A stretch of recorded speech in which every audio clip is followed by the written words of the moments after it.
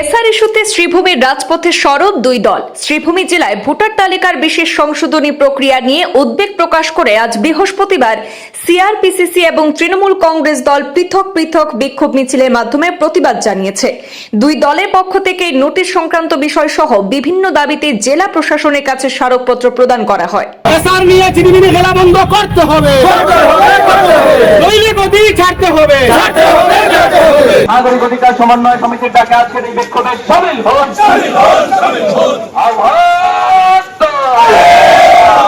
শ্রীভূমি জেলায় ভোটার তালিকায় বিশেষ সংশোধনী অর্থাৎ এসআর প্রস্তুত করতে গিয়ে রাজ্য সরকারের ভূমিকা নিয়ে প্রশ্ন উঠেছে এবং কয়েকটি সংগঠনের পক্ষ থেকে অভিযোগ করা হয়েছে যে কিছু ভারতীয় নাগরিকের নাম ভোটার তালিকা থেকে বাদ পড়ার আশঙ্কা তৈরি হয়েছে।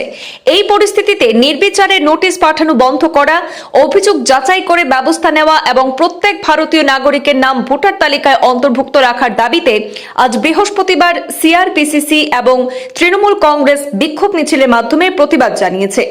এদিন সিআরপিসিসি শহরে প্রধান প্রধান সড়ক পরিক্রমা করে শ্রীভূমি জেলার পুলিশ সুপার কার্যালয়ের সম্মুখে ধর্ণা শেডে বিভিন্ন স্লোগান দিয়ে প্রতিবাদ জানায়। এরপর জেলায়ুক্ত কার্যালয়ে গিয়ে জেলায়ুক্ত প্রদীপ কুমার দ্বিবেদীর হাতে বিভিন্ন দাবি তুলে ধরে স্মারকপত্র প্রদান করেন।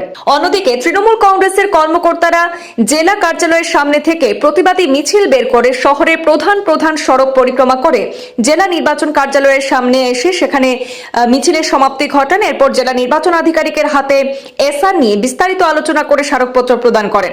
আমাদের হাতে উভয় সংগঠনের মতামত রয়েছে, শুনে নেব তারা কি বললেন।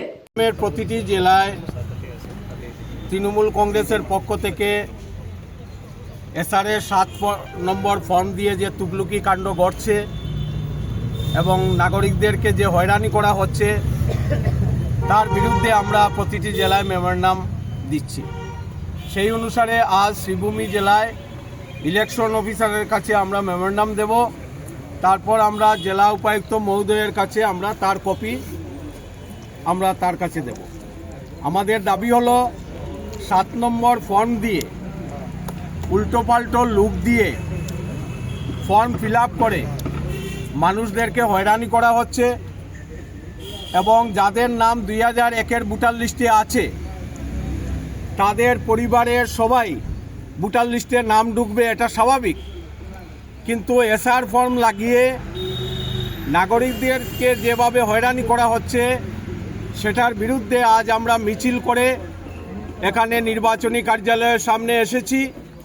আমাদের দাবি হলো 2 তারিখ ফেব্রুয়ারির 2 তারিখ যে সীমাবদ্ধতা ইলেকশন কমিশন দিয়েছে সেটা আমরা এক্সটেনশন চাইছি, যাতে কমপক্ষে ফেব্রুয়ারি মাস মানুষদেরকে হিয়ারিংয়ের সুযোগ করে দেওয়া হোক। কারণ লার্জ স্কেল হিয়ারিং ব্লক পর্যায়ে জমা হয়ে আছে, এগুলি সঠিকভাবে হিয়ারিং করা সম্ভব নয় এই তারিখের ভিতরে।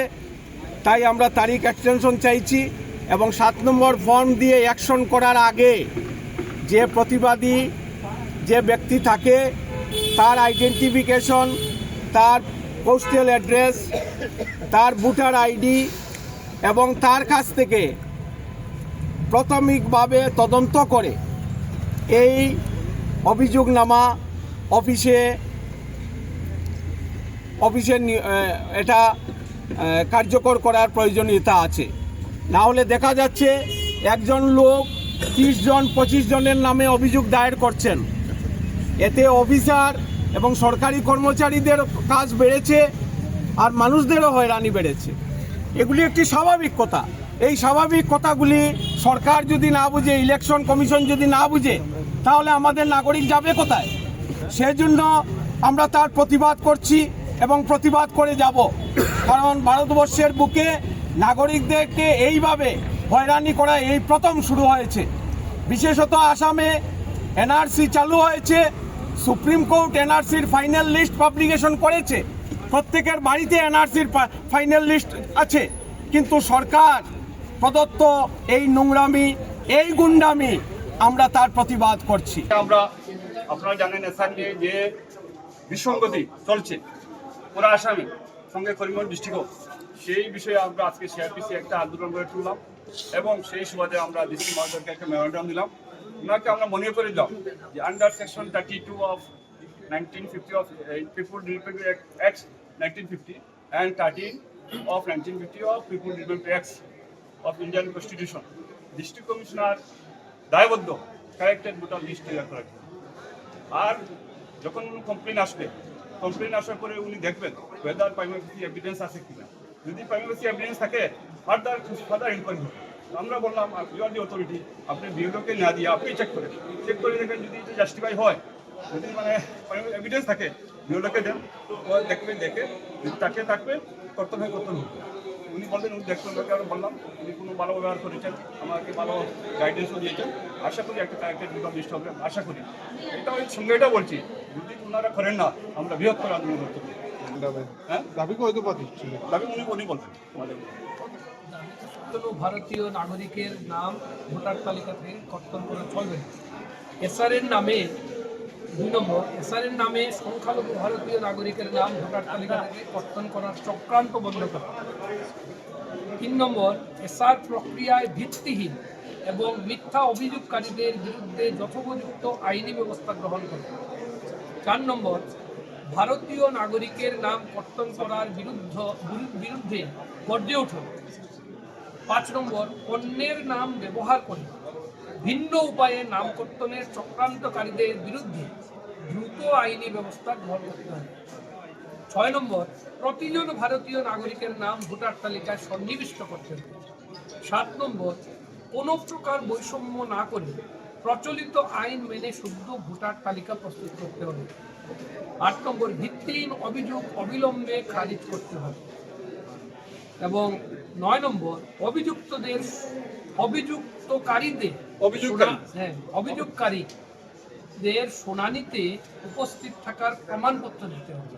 এই 9টা ডিমান্ড আমরা একটা কথা শুধু ডিসি মহোদয়কে বলেছি, যে তিনি বলেছেন এগুলো তো বিএলও করবে, আমার পক্ষে সম্ভব না। আমরা বললাম রিপ্রেজেন্টেটিভ পিপলস অ্যাক্ট যেটা, সেইটাতে পরিষ্কারভাবে বলা আছে যে এইটা হচ্ছে ডিস্ট্রিক্ট অ্যাডমিনিস্ট্রেশনের দায়িত্ব। চিফ মানে এখানে ডিস্ট্রিক্ট ইলেকশন অফিসার হচ্ছেন ডিসি মহোদয়, তারই দায়িত্ব। যদি কোনো মানে প্রবলেম হয়, অসুবিধা হয়, দায়িত্বটা তারই। তিনি এটা স্বীকার করে বলেছেন তার হাইয়ার অথরিটিকে আপনারা তখন এটা করতে পারেন, হ্যাঁ ওইটা অ্যাপিল করতে পারেন, অ্যাপিলেট